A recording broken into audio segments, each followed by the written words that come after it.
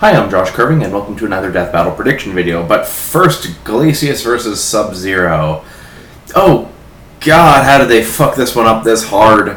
I think most people kind of know already what they kind of fucked up on, but, like, giving Glacius durability, like, a baseline standard of how hard ice in real life is just outright insulting. Like, I don't even like Killer Instinct or Mortal Kombat. I don't really have any personal investment in this fight, but it's just so disappointing to see Death Battle ignore any and all durability feats in favor of, yeah, he's made of ice, so that means if you can break ice, you can break him.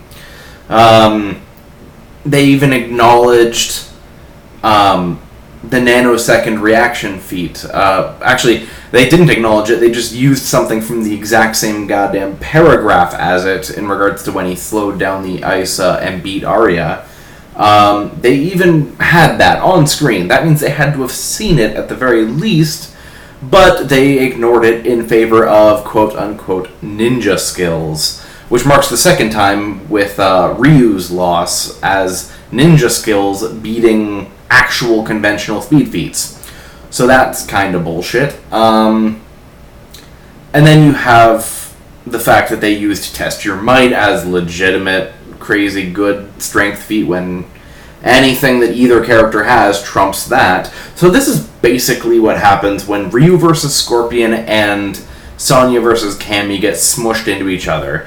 And the animation is kind of somewhere in that point, because on the one hand, with Ryu versus Scorpion, well, it was an absolutely shitty verdict, it did have one of the best sprite battles that they've had. And, well, Cammy versus Sonya was a really, really shitty, botched outcome.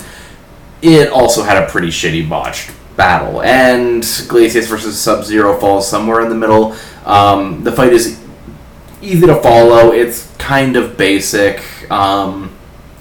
This fight really felt like filler, in all honesty, and I feel like that especially is the case because this is going to be the third 2D sprite battle in a row with no Torian, so he's working on something, and maybe he was too far off, so they had filler bump in for it. Could be anything in that regard, but that makes me really curious what Torian's working on. He must be making something big. Anyway, I really don't want to dwell on Sub-Zero versus Glacius, because honestly I wasn't even that invested in the fight. It was just a good waste of a month. So, Captain Marvel versus Android 18, thus continuing the great Death Battle tradition of using Dragon Ball characters at absolutely terrible times. Now, I'm not really a big fan of Dragon Ball Z. I like it, sure, I watched it when I was a kid, but when you get into the Versus community, there's stuff about Dragon Ball you start to not like. And right now, actually, there's some stuff going on in Super that Android 18 might get some really huge scaling, at which point she 100% would crush Captain Marvel. So that's kind of where a big chunk of people being mad about this fight comes from, and Ben tweeted in response to that saying, oh, Captain Marvel's in the middle of an arc too, but it's not the same, because Dragon Ball had a long time of absolutely nothing. A good, 10 years of nothing? And then Super comes back in, and it started giving a lot of really, really major feats. So the fact that 18 might get some good scaling, especially with this new arc being with her brother and with a lot of other really heavy-hitting characters, it would sway the outcome a lot. They should have waited. That said, we can only really judge this by what they have right now. And in that regard, I've actually been really tossing between things for this one. I think I'm ultimately going to say that Captain Marvel will win for a couple of reasons. First of all, let's just look at base Captain Marvel versus Android 18. I say base because, for those of you who don't know, there is another form of Captain Marvel called binary, and we'll just talk about base for now. So Captain Marvel has a few feats of dodging things like Iron Man's repulsor beams, and has scaled to quite a few ridiculously fast feats, keeping up with a lot of major speedster characters that clock in, honestly, among like thousands of times the speed of light.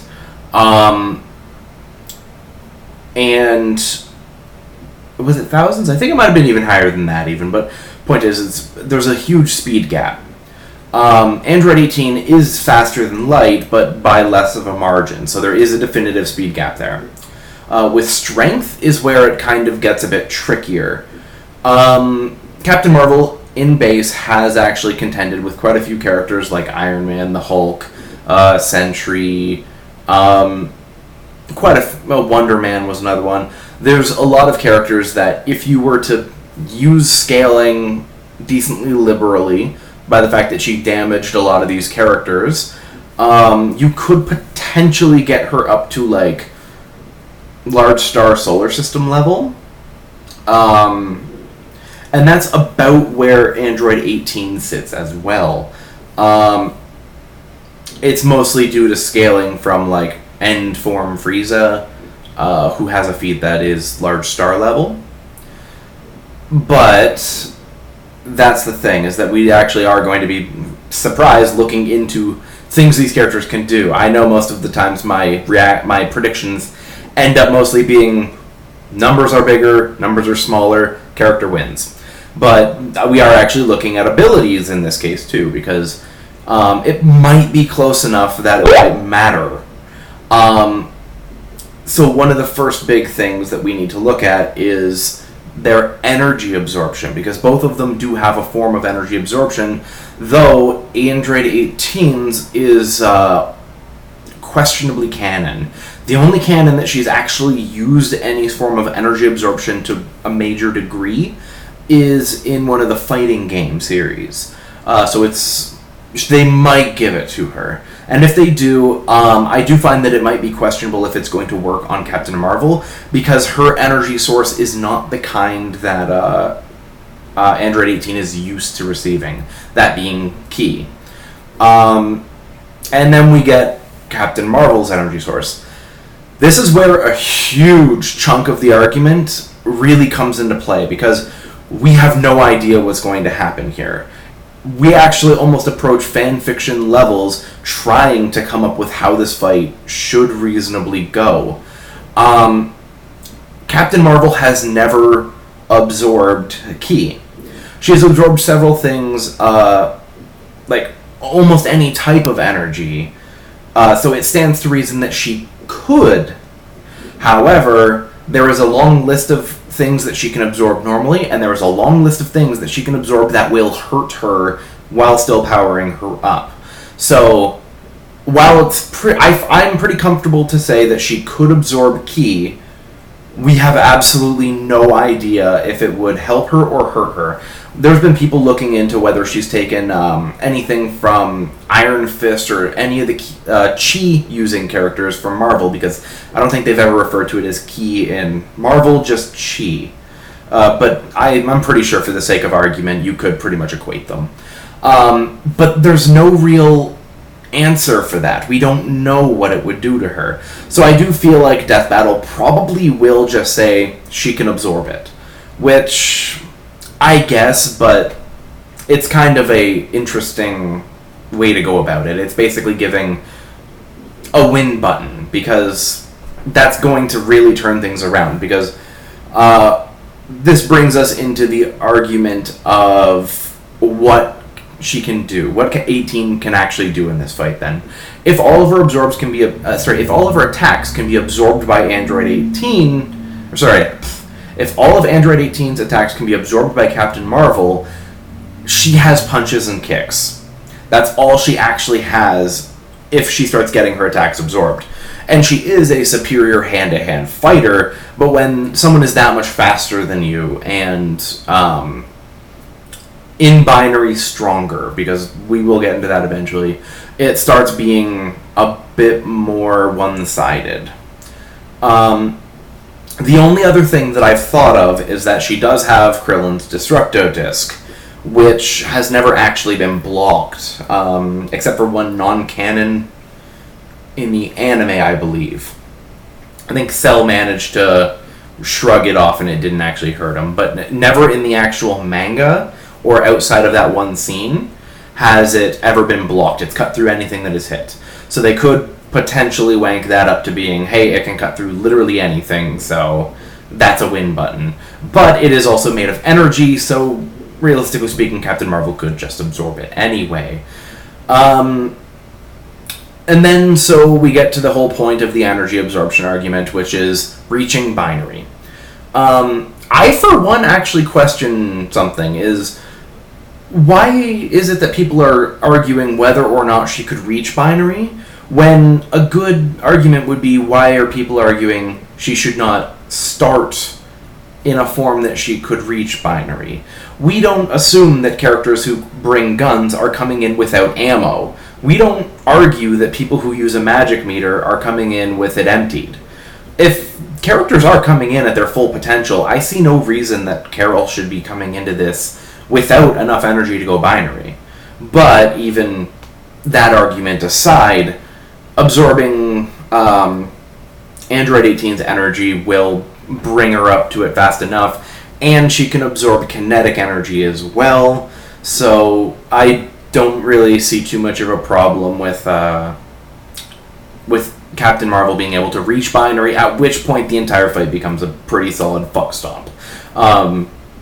Captain Marvel has one feat where she absorbed like 81% of a black hole. She has gone toe-to-toe with the Phoenix Force. There's been a lot of feats for binary that Android 18 simply has no hope against. I'm hoping that the animation for this one will be definitely good. Of course, it's Dragon Ball Z, so we're getting some Team 4-star voice acting. And I'm honestly, the biggest thing for me is I just want to know what Torian's doing next, because we've got to have a Torian fight coming after this. We can't go 4 episodes without a friggin' 3D fight. That's like sacrilegious for Death Battle at this point. So honestly, I don't think there's too much else for me to go over.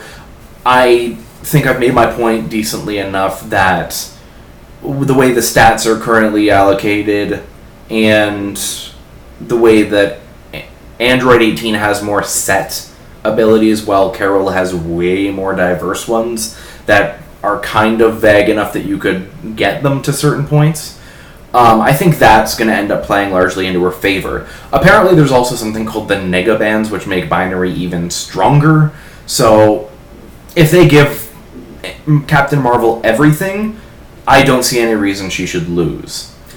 But then again, they should have waited. I still stand by that. They should have waited until after the current arc, or until really Super ends even, because there's too many things going on right now with Dragon Ball, and I think them just jumping right in with this was jumping the gun. So I will see you guys next time. Thanks for watching.